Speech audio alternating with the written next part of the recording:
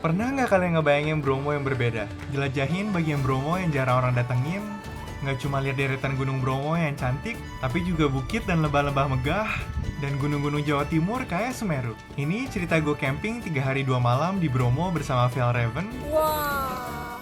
Lengkap dengan rute, fasilitas, perbandingan dengan trip lain, dan review jujur gue beserta peserta lain yang gue temuin di sana. Dari dulu gue pengen ke Bromo, tapi setelah ngeliat macet dan antrian di sana, gue selalu menunggu kesempatan buat dapet pengalaman yang beda. Gue pertama kali denger soal keliling Bromo ini dari temen gue, dan awalnya gue kira ini event bohongan.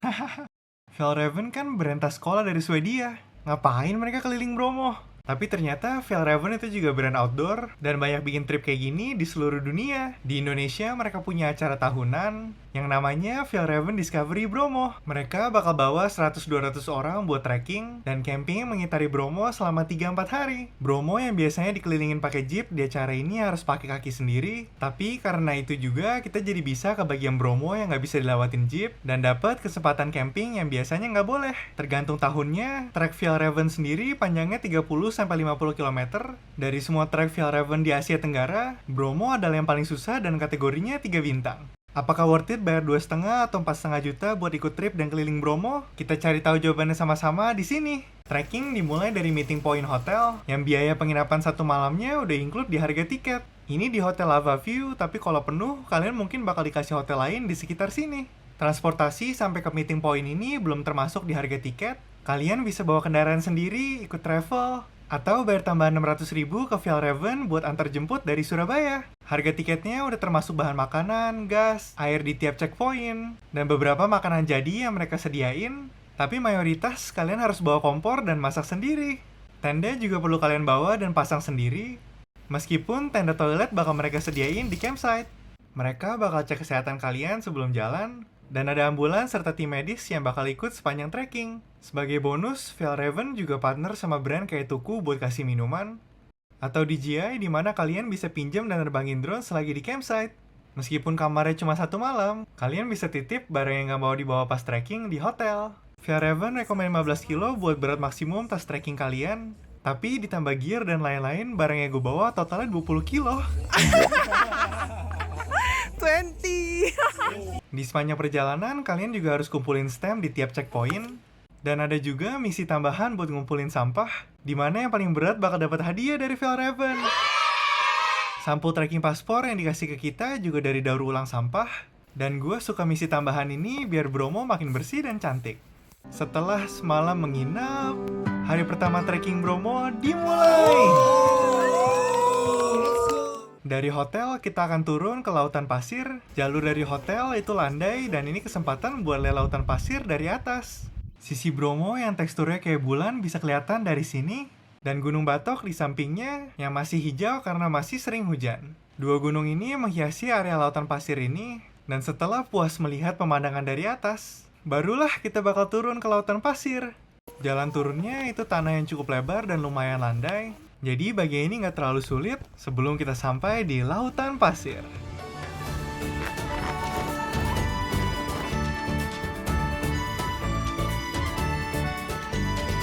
Lautan pasir Bromo itu asli gede banget, cuma jalurnya datar dan enak dipijak. Terus bisa lihat view tebing dan gunung di sekitarnya. Ini agak mirip toren. Ini salah satu highlight keliling Bromo menurut gua, karena bisa lihat tebing-tebing hijau, kayak di jalur Torean di Gunung Rinjani. Setelah kita berjalan sekitar 5 km di lautan pasir, kita akhirnya sampai di Refreshment 1, di mana kita bisa makan nasi bungkus yang udah dikasih Fjallraven sebelumnya, dan dapat minuman dari Tuku. Kalau kalian sadar juga, di dekat sini ada semacam tekstur di tanah, itu sebenarnya jalur jeep, dan kalau pakai drone kelihatan kayak lukisan pohon.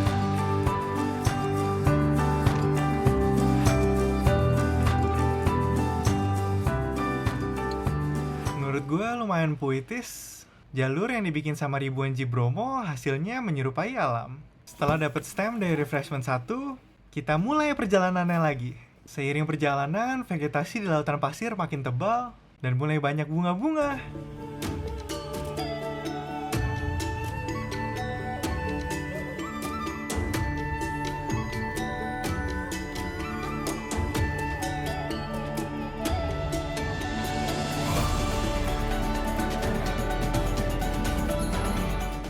Jalur ini kelihatan jarang dilewatin orang karena bunganya tinggi-tinggi. Kita harus menerobos semak-semak dan merangkak lewat pohon-pohon yang tumbang.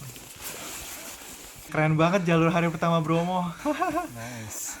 Setelah kita melewati area hutan dan pohon tumbang, jalanan setelah ini terus menanjak. Ditambah kondisi Bromo yang lagi hujan, ini salah satu jalur terberat yang cuma dikalahin sama hari terakhir. Yang jadi penyelamat cuma view sepanjang perjalanan, di mana area ini mirip banget kayak bukit-bukit di jalur Sembalun Rinjani. Kita harus berjalan melewati belahan tanah, serta bukit-bukit tinggi, dan di balik bukit terakhir barulah ada campsite kita. Akhirnya campsite. Selamat datang di Lembah Loreng. Yo, thank you. Jujur, ini salah satu campsite paling cantik yang pernah gue tempatin. View-nya kayak lembah-lembah di Eropa, dan kalau kalian ke Swedia, view-nya nggak jauh beda dari ini. Bonding di tempat cantik emang paling asik, dan tempat ini view pas sunrise-nya lebih mantap lagi. Apalagi kalau dilihat dari langit.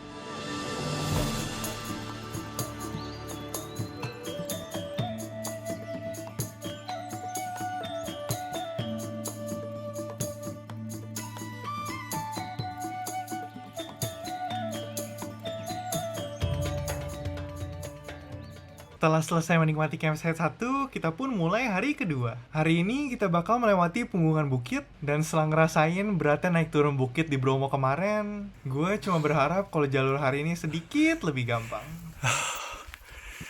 Tapi ternyata baru juga mulai udah ada pohon tumbang lagi, dan bukit setinggi langit ada di depan mata.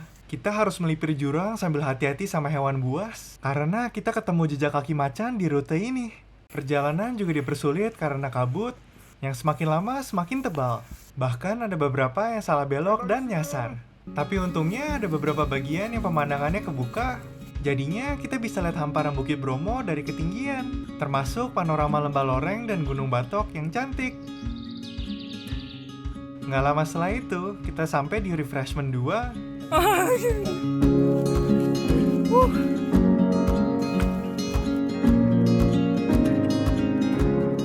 Dan meskipun campsite 2 itu nggak jauh dari refreshment 2, dari campsite 1 sampai ke refreshment point ini, gue sebenarnya jalan sambil menahan sakit. Dan ternyata blister di kaki gue ada yang pecah, jadi perlu panggil medik. Perjalanan ke campsite 2 yang seharusnya dekat jadi lama.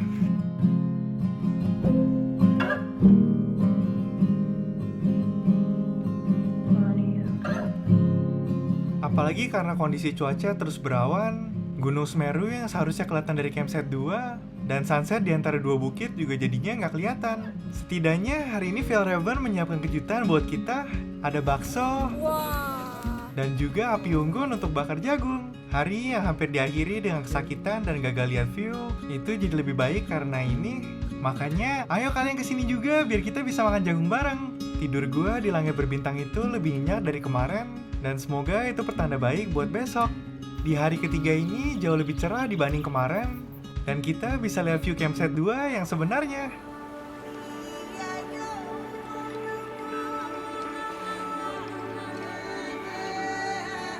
Wah, Semeru yang kemarin gak kelihatan, hari ini kelihatan jelas. Gunung Arjuna Welirang juga kelihatan dari sini.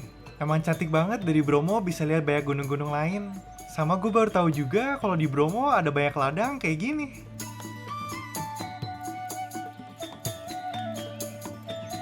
Gue bersyukur banget hari ini cerah. Tapi sayangnya hari ini gak bisa terbang terlalu lama, karena jalur hari ini yang paling panjang dan ada sesuatu yang beda di base camp. Hari ini gue jadi tukang kopi di beragam cabang Bromo, dan ini cara gue berkontribusi karena gue gak banyak mengutin sampah di perjalanan ini.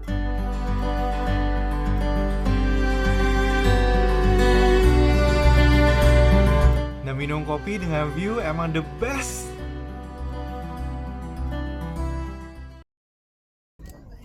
Setelah selesai jadi bartender dan siap-siap, hari terakhir trekking pun dimulai. Kita akan turun kembali ke lautan pasir untuk menuju finish. Pemandangan sepanjang bukit lebih kelihatan karena cerah, dan view-nya luar biasa.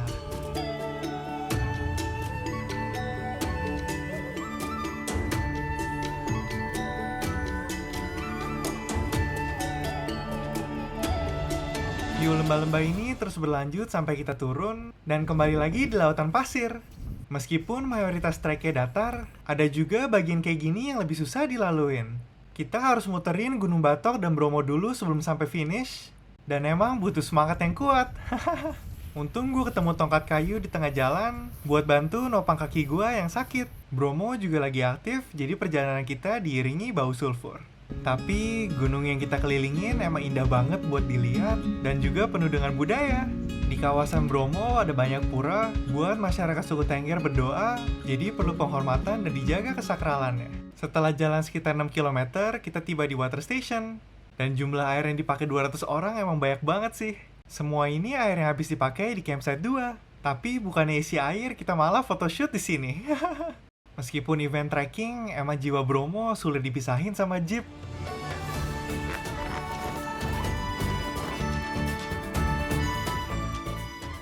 Di sepanjang perjalanan juga kita ketemu beberapa kuda, dan mengingat lautan pasir Bromo yang luas banget, ditambah perjalanan yang masih jauh, gue mikir enak juga kalau bisa naik kendaraan ya. Emang cuma orang-orang aneh aja yang milih buat jalan di tempat kayak gini, tapi nggak apa-apa karena gue juga bagian dari kalian. Padang ini juga bagian terakhir sebelum kita harus berpisah dari lautan pasir dan menghadapi penanjakan tertinggi selama 3 hari ini. Jalur ini lebih curam dibandingkan waktu turun dari hotel, dan kali ini kita harus menanjak. Ini bagian paling capek selama 3 hari ini, dan sambil ke atas, kalian juga harus menghindari ranjau dari kuda-kuda yang lewat sini. Wah. Setelah perjuangan keras, kita akhirnya sampai di area perladangan warga.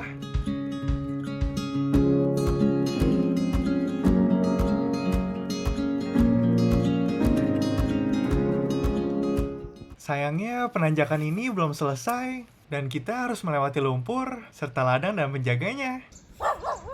Akhirnya kita sampai juga ke refreshment 3. Di sini ada salah satu rumah tradisional Tengger yang dijadiin objek wisata dan tuku terakhir sebelum kita kembali ke titik awal sekaligus finish. Perjalanan mengitari Bromo yang makan waktu 3 hari 2 malam ini setelah banyak perjuangan, bawa beban 20 kilo dan kaki yang terkoyak, akhirnya selesai juga. Bless you, stick.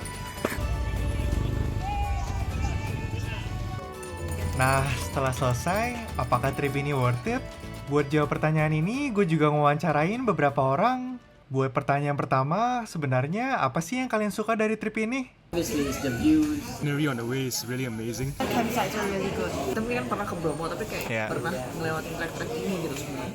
View jadi alasan yang paling banyak disebut. Pemandangannya emang bagus dan kalau orang lihat view ini, mereka nggak akan nyangka kalau ini di Bromo. Alasan lain yang muncul juga soal komunitas. Ketemu teman-teman baru, Aha. esensinya tuh di situ, saling bantu teman, saling sharing, saling ngobrol. Itu jarang kita dapat di trip yang sebesar ini. Trek-trek ini, terutama yang klasik, itu dikelola Fjallraven dan diiklanin ke seluruh dunia. Semua yang ikut bakal dapat badge yang jadi koleksi dan tanda kebersamaan kayak gini. Nah, tadi kan yang bagus. Pertanyaan kedua yang kurang dari trip ini apa? Sebenarnya sistem acaranya ini ya. Meskipun saat di lokasi pengaturan acaranya bagus, staff sulit dikontak dan gak banyak info yang diberikan sebelum event. Ada email yang berminggu-minggu baru dibalas. Terus grup berisi peserta lain cuma dibuat sebulan sebelum acara dimulai, dan baru berapa hari jalan grupnya udah ditutup. Facebook grup penggantinya kurang aktif, jadi susah cari kontak peserta lain. Termasuk hal bagus dan jelek. Pertanyaan ketiga, secara keseluruhan gimana soal harga tripnya? It's quite pricey, but Yeah. honestly, with this environment, with this view, with this memories, I think it's worth it.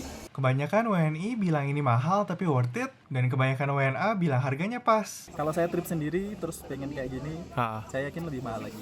Izin penggunaan drone selama 3 hari itu lebih mahal dari 4,5 juta. Dan menurut gua worth it atau enggaknya tergantung apakah kalian mau servis ekstra kayak drone dan seberapa kalian menghargai jalurnya. Trekking 3-4 hari lihat bukit-bukit Bromo sambil camping di sana. Karena open atau private trip Bromo yang bakal bawa kalian ke spot sunrise klasik Bromo, naik ke puncak Bromo buat lihat kawahnya, dan keliling lautan pasir pakai jeep. Itu rata-rata 300.000 buat open trip dan 1,5 juta buat private. Dan di harganya udah termasuk antar jemput dari kota Malang atau Surabaya. Sedangkan open trip 3-4 hari ke gunung lain, yang udah dibikinin tenda, dikasih snack dan dimasakin, itu sekitar 1,5 juta termasuk transport dari kota terdekat. Misalnya Gunung Argopuro dari Surabaya, atau Gunung Rinjani dari Lombok. Komen aja kalau ada pertanyaan lain, dan subscribe kalau video ini membantu.